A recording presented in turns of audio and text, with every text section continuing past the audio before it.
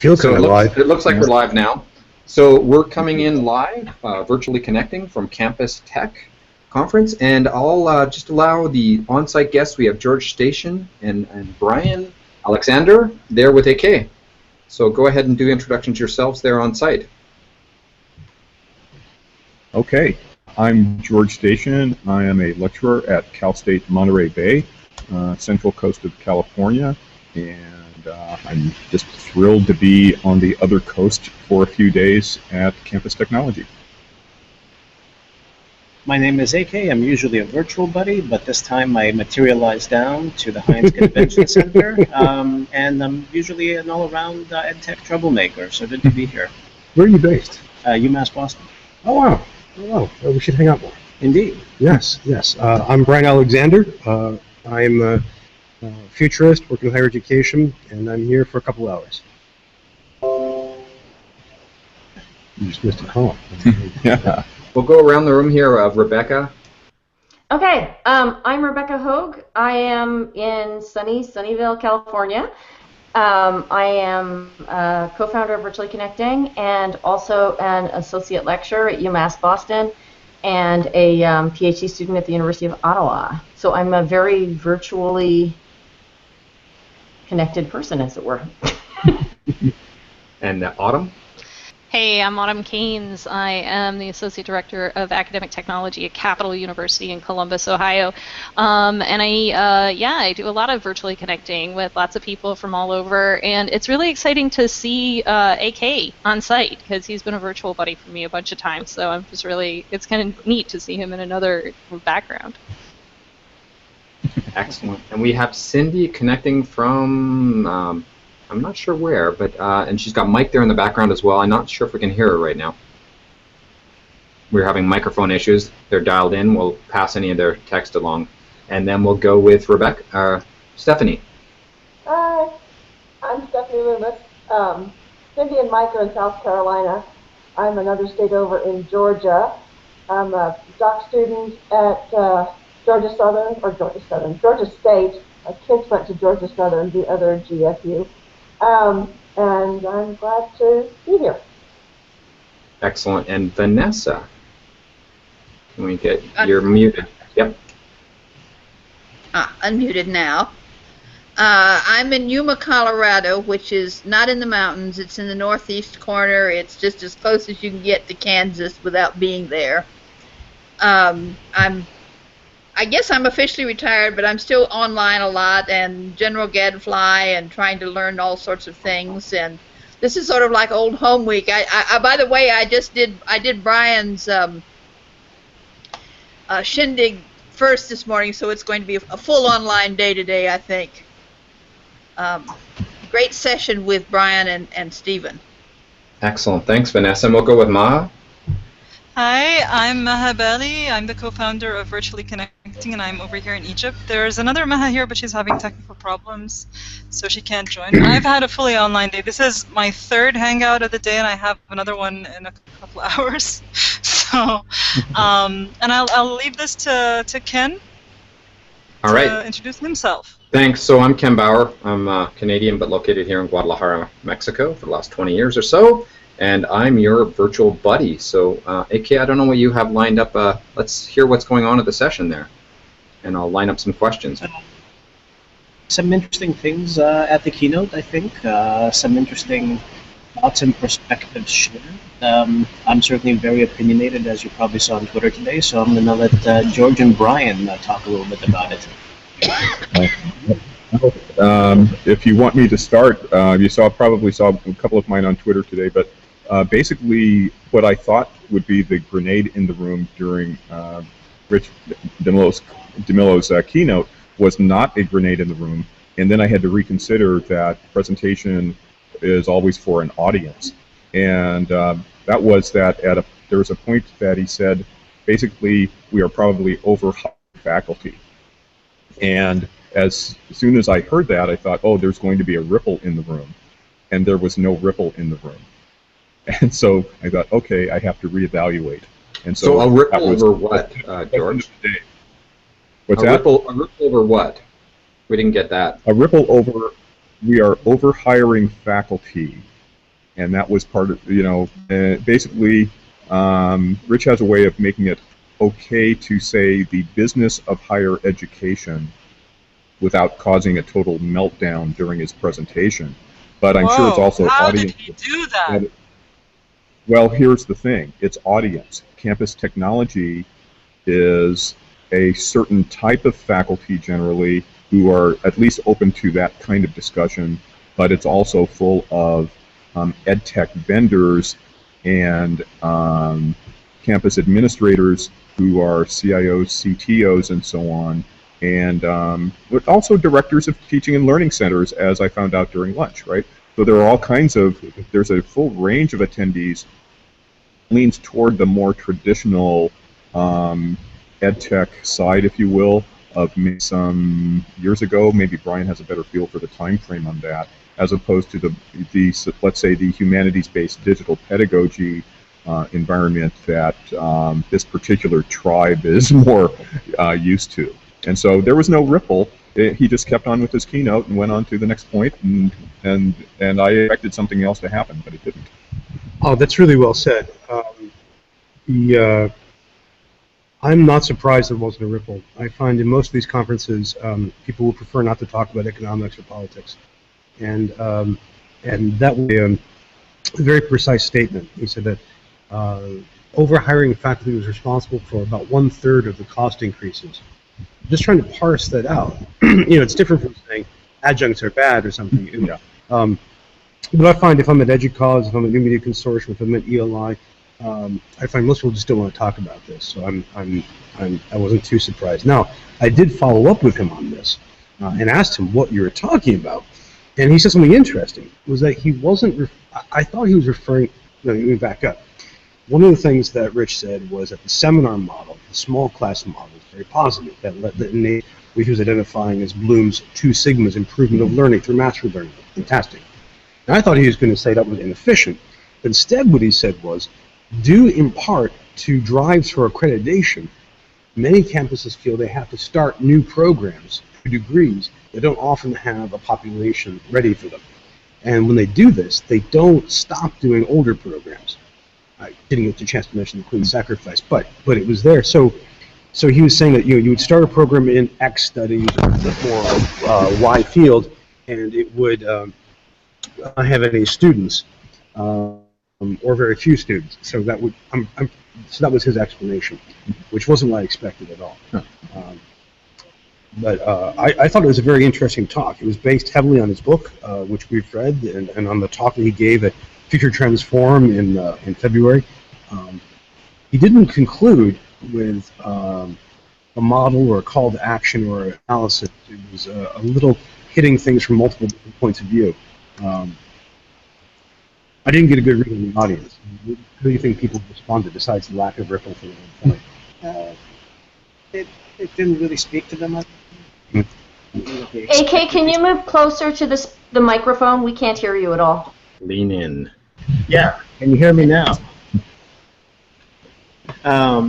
So my feel for it was that maybe the audience was sort of going along. I mean, it kind of fits the narrative, I think, of what they expect to hear. Coming from an ed tech IT background, I know that there is often a tension between the tenure track or tenured faculty who are off in the summer and the sort of ed tech, for lack of a better word, grunt. I consider myself to be one of them, and who's doing the infrastructure in the summer and setting up the servers and doing all the work year-round, with the exception of when we go on vacation, that there is that tension between, well, these are the faculty they're going, so yeah, maybe they are overpaid or something along those lines. Yeah. We didn't do that. Rebecca has a point here, or a question. I just was curious about what the counter narrative was at lunch. So you were talking about sort of what was said there, but what was sort of the counter narrative? I didn't speak to a human. How about you guys? A little bit on the portfolios, maybe. I would say, yeah, we had a lunch with a couple of people from Lamar in Southeast Texas. We're going to be presenting tomorrow, and we were at a table that was talking about e-portfolios in graduate education. So they're looking at specifically teacher e-portfolios. And their model, I would say, in shorthand, very DigPed friendly. If I can put it that way, there's a lot of student choice involved, tool choice involved, and so on. And they're actually in the first iteration of a cohort program. Seems to be, I guess, about 100 students in the cohort that are going through the program. But essentially, they still have to make their case to the state of education, and they don't have Lamar University as a whole totally on board with it yet. And there's a little pushback from the traditional stateside on-campus ed program, right? But it's all things that you would expect to hear when technology is properly integrated, that it's enhancing learning, that students have more choice, that there is a personal element even with a rather large cohort, all of those things.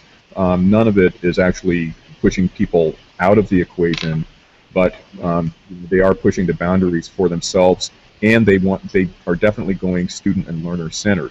So that was kind of the counter narrative I heard, even though we didn't specifically talk about the keynote this morning, you know, in that kind of detail. I could tell that they were coming from a little bit different place. One of the things that keep going, percolated, things that percolated as I was hearing Bryan explain over the rationale.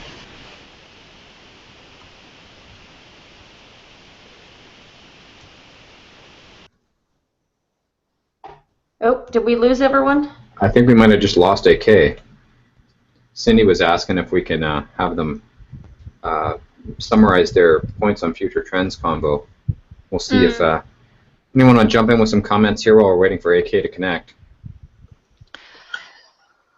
Autumn. Go ahead, Cindy. Quite the echo. There I am in the background over at Cindy's. Look at that. That's a little weird. Hi. If we all mute, Cindy can talk. So why don't we all mute and let Cindy talk? All right, Cindy, I'm going to mute.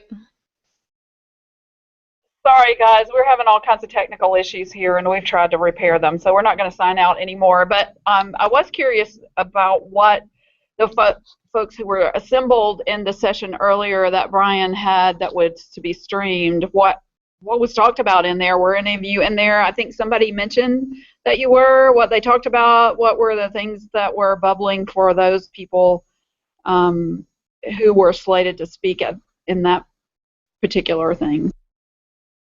Yeah, Vanessa was watching, so maybe Vanessa has a comment there on the keynote. AK is coming back. Vanessa, you're muted. They weren't that great. There's AK back.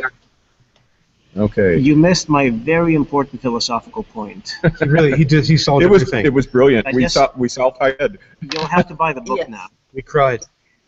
Yes. So we were asking So, for a summary of what happened in terms of your future trends conversation from earlier. Cindy wasn't hearing that earlier. If you could recapitulate that. And then people were asking about what a little bit more about the keynote. Vanessa was in. We were trying to get Vanessa talking about it while you guys were disconnecting. Okay, are we back? Can you hear us? Yes, you're back. Go ahead, guys. On-site is fine. We can hear you. Okay. So jump in. the question really was, you know, what is the life cycle of a program? And some programs will adapt and morph and, you know, go from this to a butterfly, and then maybe some of them die out. But there's this resistance to having programs die out and getting rid of them, and that really ties into this morning keynote and the background for that. So, Yeah. as academics, how do we adapt and adopt and evolve and know that it's okay to leave certain things behind? It's a really hard question. I mean, we are academia is very conservative in the literal sense that we like to preserve and maintain things, and like with libraries and archives, we want to preserve and maintain things even when, for a moment, the present-day desire may be low. That we like to, you know, it's important for the preservation of all time, and it's also it can be very personal. I mean, if you and I started a class on Eastern European science fiction, and we had one person a year, and then they stopped offering it, we'd love it. We don't want to put it away. But the other thing is that there's often an economics here, and as institutions are more and more financially pressed, they want to save money, and you don't do cutting Spanish or Calculus 101 or any pre-med class. You have to look for things that have fewer students, that get fewer bangs per buck. And there's actually techniques for doing this. If you guys are curious, there's a fellow named Dickeson. It's Dickeson, who is the leader of a academic prioritization process that can't go through. Where they basically have I think it was a cage match where departments vote to see who gets voted off the island. And that's a very popular process. Wow. Political, too. It's extremely political. Is it popular among whom, if I can ask, is it popular like across an entire campus? Or a popular... I just mean popular in that it's used widely. In that it's used widely. Thank you. Yeah, kind of like, I don't know, Narcan. I'm sorry, friends, I have to run out. I have to go to another session. Yeah, we should be wrapping up. Thank you for being with us, Brian. Autumn had a point there as well. I'm racing between events and events and events. Thanks, I Brian. would love to think about today's FTTE session. Well, that'll be up soon. That would be great. Thank you guys for providing the hardware. Okay, great. Excellent. Thanks a lot. Yeah, we'll be in touch on the Twitters later in the day, Definitely. probably. Okay. Do you read these from European? So the point that I was going to get at is I feel like so much of this comes back to the question of why are we doing education, right? And AK, you tweeted something about this, and some other people did too. But for me, it comes back to are we doing education for the public good to create good citizens? Are we doing education to create jobs? Are we doing education to train people for jobs? And maybe we're doing education for all of those reasons, and it comes back to institutional mission and the type of institution that you're in and what it is your institution is trying to accomplish. Might be different, but that's just my little side point. Also, the point came about when you talked about programs, what were you meaning? Majors, initiatives, what type of programs? I was thinking more in terms of majors. So you've got, let's say, a major in, I don't know, computer science, or a major in Spanish language and lit, or a major in art history. That's the kind of thing that I'm thinking. And I'm thinking of my own university. The classics department has slowly been losing people through retirement and then never really replenished. And then the religious studies department, same thing. Then they ended up getting merged, but there was no concrete plan as to why these two units should merge. And is there a new major, or is it two separate majors just sort of hobbling along, until oblivion comes because they're not going to replace any more faculty? Yeah, there are a couple of things going on the humanities science side and so on, and there's a similar thing going on in the world of ethnic studies as well, as far as is the department large enough, can it maintain itself? And then you find that there is sometimes a political thing going on in the background where somehow, as faculty age, retire, move on, whatever, somehow the new hires of younger faculty are not being made. And that is not always a departmental decision not to hire or replace lines. And sometimes lines just kind of, the faculty lines in this case, sort of die of, for want of nourishment, if you will.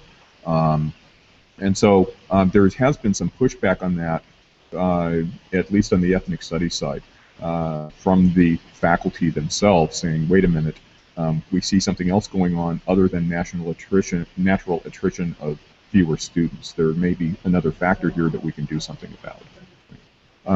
Can I throw in one example that is not on the humanities, social science, et cetera side? That is my own campus's department that is now called Computing and Design, that has the computer science major and the communication design major. it has had to evolve several times. Where our university is 20 years old, and the department has evolved several times. It had a very strong core of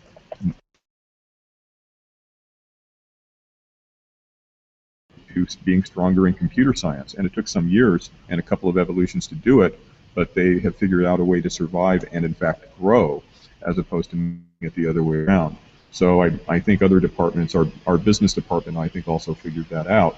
You know, how to evolve as a department and keep the doors open and keep students coming. So it's a challenge that I think that some of the, I think other disciplines maybe can figure out how to do.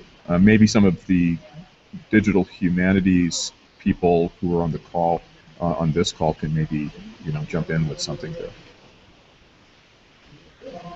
So I'm going to make sure we don't run up and use up too much of your time, George, and AK as well. So I'm always ready to wrap up anytime. But someone want to jump in there, Rebecca? Yeah, I'd like to hear, you know, something else on that. But I have one other thing to say about campus tech itself, so we, you know, okay, get proper to the conference here. Yeah, I'm more worried about your time, George, because you're on site. I'm just sitting in my office. Someone want to jump in there, Rebecca or Stephanie?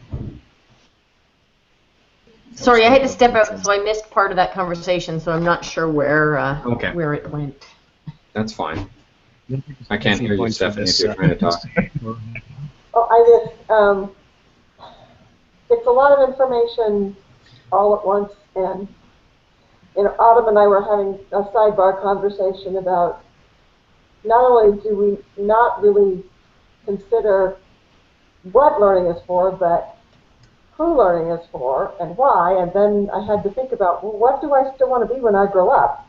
And so I'm dealing with that whole institutional side of it, and technically at my age I should know what I want to be when I grow up, but I really don't. So it's that whole concept of institutional mission. Is the mission to keep around the classic stuff, or is the mission to shift the paradigm? And some of the stuff that I'm wrestling with in my own blog for my own future, because I have to think about, what am I going to do postdoc? And where am I going to do it, and why? And why seems to be the big question. Why are we doing what we're doing? And if we can't answer that, then we've got another issue to look at.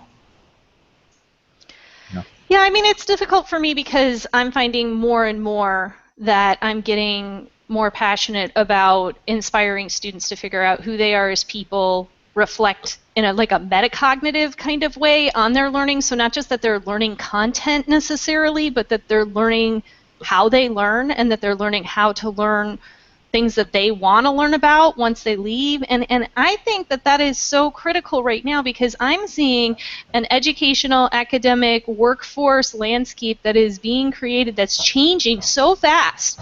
It is so hard to keep up with it. I don't know how we can get by with teaching students about content, right? Because by the time they learn the content, it's old news. It's already moved past it, right? And so you remember that content is people. Well,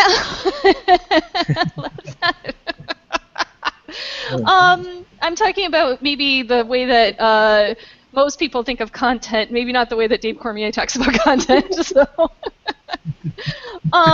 one of the things that I want to ask you guys on site is that I was just following the tweet stream. I don't know if anybody was periscoping or if there was another live stream of the keynote. I didn't catch that. But at the end, there was some talk of a maker movement.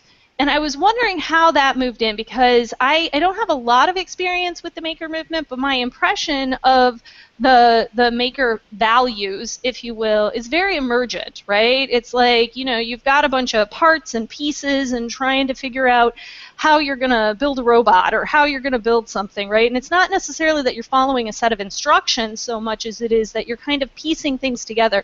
And I do see a lot of alignment with the way that I'm thinking in that recently, and I was curious how that fit into that particular keynote. To me, I don't know if it was on that, but to me it kind of seemed like an example that was brought in, but it wasn't really developed a ton.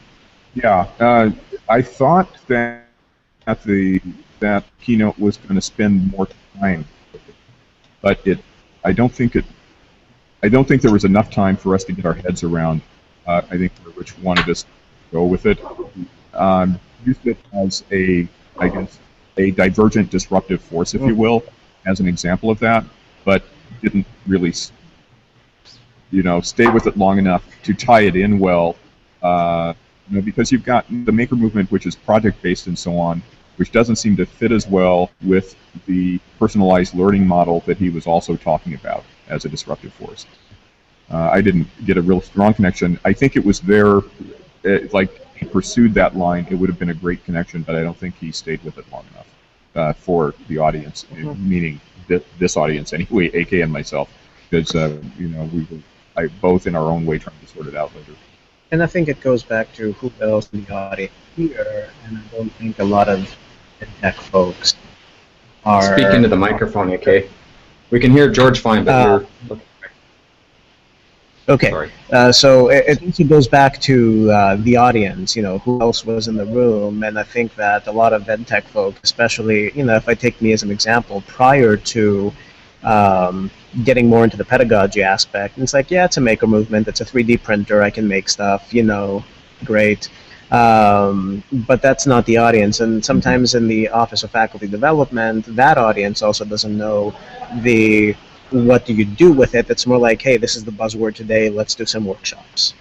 Yeah, okay, so this is a perfect segue into the other thing I wanted to mention today, because it's exactly the missing component, I think, in a lot of sessions at a lot of conferences that are more traditional EdTech, if you will. It's that discussion about the learning part, the pedagogy part, the teaching and learning component, as opposed to the technology in service of what we already know how to do.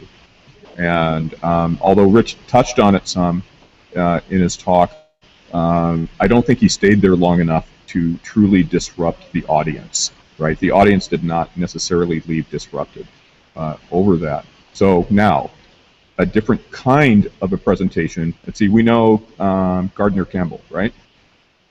So Gardner did a workshop yesterday morning that really was kind of the inverted version.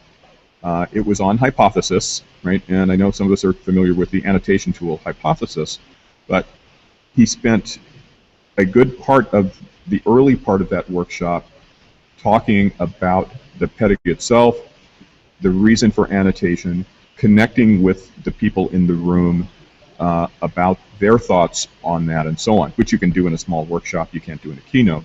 But the point being that he spent time talking about the why bother to annotate, rather than here is a tool that is going to help us annotate better that may be gone or evolved sometime down the road. So we talked about why we wanted to learn a tool to annotate in the first place, which gave us the impetus or incentive to get into the hands-on part later. So in other words, he taught a great class, right? And that's something that we don't always see in the Sage on the Stage model of teaching or keynoting or whatever. I will say this morning, our keynote speaker did acknowledge early that he was essentially presenting in that 1,000-year-old model, and he saw that as a bit of a problem, but not that we can do anything about it, I think was unspoken end of that sentence. That, like, there's nothing... Did we just lose AK again? Or undisrupted was satisfied with that. I would say challenge accepted. If we're ever called upon to do keynotes, we'll take on that challenge. There we go. Yeah, if we ever get to do our own keynotes, whether it's tag team or not, right? Tag team is better. Yeah. Excellent. Cool. So how are you doing for time there, AK and George? We don't want to push you up against it. It sounds like George is happy to keep talking and wants to learn more. So I don't want to cut you off. Let's wrap up, because I have to go to a session that starts in about 15 minutes, and I have no idea where it is. All right. And the conference center is much larger than anyone ever thought it could be. So let me give you a chance to wrap up, George, and then I'll kind of wrap up the session and mention what we're doing tomorrow. Okay, I guess I don't have as far as the denouement or whatever, so I'm going to say thanks for having us in. It's great to be on this side of a virtually connecting session. This is my first on site where I've got something I've just experienced that I wanted to mention. I think the Lamar University discussion that I mentioned earlier with their teacher ed program and some of their innovations, their session is tomorrow, so I'm going to be going to that session and ideally doing some live tweeting as well. And yeah, that's another shout out to Able. So as you know or may know, Campus Tech is co-located with Able every year, AAEEBL, ME Portfolio Conference, and that's where you see a lot of the both tools, but also the research and the metacognitives. So we're looking to hit up some of those sessions today and tomorrow to round it out a little bit and hopefully maybe get a few more people from that side of the equation for virtually connecting. Excellent, thanks. Thank you very much, George, and to Bryan as well, and AK for joining us. We'll be seeing AK tomorrow with Amy Collier at 11 a.m. your time in Boston, Eastern, and at 4 p.m. we have Rebecca Peterson lined up. So we'll be doing more sessions tomorrow, and I'll let you guys drop out, and then I'll keep this live, and we can continue the discussion with the virtual group. Bye-bye. Thank you so much for your time today. Thanks, guys. Jump in, folks. Processing. I'm not afraid of a little dead air, but because it does take, I think, we talked about some heavy stuff, and I feel like I've talked a lot, so I want to give people a moment to maybe just kind of get some thoughts together. I mean, I talked a little bit about it. I do computing science, so I've been jumping on the connected courses bandwagon after seeing what Alan Levine was doing with Bryan Lamb up at True last year. So I've got all my students, even though we're doing programming, sharing not just what they're writing, but why they're writing it, the code they're writing, and how they came up to those solutions, and what we call in Spanish, or in my institution, what are the transversal qualities of ethics and communication and social service as a community. So I'm really pushing that, which freaks people out because they don't seem to see that in the engineering discipline. So that's kind of my bend. And our institution, I work in an institution that's 100,000 students and 32 campuses. We're really we've grown to this balloon of 50-something degree programs where students have to declare their degree before they enter, to really getting bound to what I've been screaming for years, to be able to just get in and jump in and have a year of figuring out what you want to be. I still don't know what I want to be when I grow up, but I went through more of a first 2 years at the University of Victoria exploring what I wanted to finish, and I had that luxury back in the 1980s. So I want to see my students be able to do that. That's so amazing. That's really exciting. It's amazing that you're doing that in an engineering curriculum. I have a great student, Maria Fernanda, who wrote poetry about our programming. It's awesome. Seriously? Yeah, it's awesome. It's awesome. That's so cool. Yeah, you make a alum, bro. And again, it really scares me if we're just going to teach students skills and we're just going to teach students competencies, because I feel like the skills and the competencies are changing so quickly that we need to teach them how to move fast and how to learn fast, right? And how to adapt. Yes, Rebecca, I do remember you from there. And the computer science course union that you and others started with Garth Frizzell and etc. Yes, it's a small world. Oh, totally small world. That is too fun. I recognize the name. We studied together. Yes. Yeah, Ken and I realized we did our undergrads at the same time. Woo! In White UVic, which is really small world. That's really funny. And now in different places. Go ahead, Stephanie.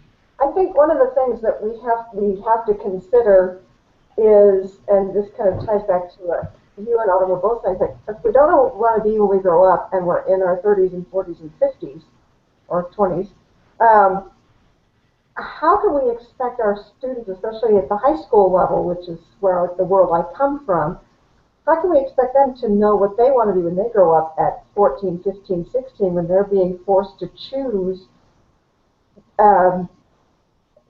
the rest of their lives, and then gear all of their coursework from middle school on especially towards STEM things? That whole idea of how do you determine your identity when you're being told who you have to be? And that's kind of what my blog post, it's a rambling blog post, so feel free to comment on it. But that's kind of what I'm exploring is how do we, is identity something that's completely socially constructed so we can tell students this is who you are and they become that? Or do we need to give them space to find that for themselves? I think we've kind of gone this whole, I have no issues with STEM. I'm married to a STEM guy and it's a great thing and I love technology, but at the same time I think we're losing our senses of self that sometimes the transcendentalists really got. When Thoreau was out at Walden Pond and totally cut off from society, he found himself. And I'm wondering if we're losing some of that elements in this drive for data and for funding and for jobs and for skills and for all of these things that I think we're losing individuals in the process. And I think we need to figure out a way to shift that paradigm back to finding individual identities that we can then bring to communities of learning or communities of work or communities of whatever. See how dark it just got? My brain's totally full after that session. Yeah. There's a thunderstorm coming through. I know that was anymore, am I? kind of a short session, but it was pretty jam-packed with some pretty heavy questions. That was deep. Yeah, we went about half an hour. So I was feeling they were wanting to jump out, and I know Bryan jumped out, but Right. George wanted to keep staying, but I was worried about him missing something. Well, and that's one of the things about the on-site, right? You've got to keep in mind that they're having a different experience than They might want to eat between sessions. right. Well, and other bio breaks that are needed. And I think that, AK is doing an awful lot for the first time he's ever been on site, which is actually something we see a fair bit in virtually connecting with first time on site. You tend to overbook yourself, not realizing quite how much work it is involved in doing it. Yeah. And I realized it's like, I'm pretty sure I've met George in person. So I'm really surprised that this is the first time he was on site. It's not. I don't think so. I think he just forgot. I feel like he's been on site before. He was on site for D-Learn, wasn't he? Yeah, that's what I did this. Yes. I was in the session with him and Jonathan Reese. Yeah, because that's where I think I remember that D-Learn session because I sat in the back. Cool. I don't recognize you because you don't have your glasses. I remember you with Becky. I'm just having flashbacks to seeing you like in 1992. It's very bizarre, but I do remember you in our computer science course union pub crawl. Oh my, yes. I'm going to need to drop out and run, but thank you guys so much. Thank you for hosting, Ken. Thank you so much. So again, we're broadcasting Be Connecting from Campus Technology 2016. We have 2 sessions tomorrow, 11 a.m. and 4 p.m. Eastern Daylight Time. And I'll be hosting the first one, and I believe Autumn's doing the second one. Really and so I'll hit the stop broadcast button and stop the recording.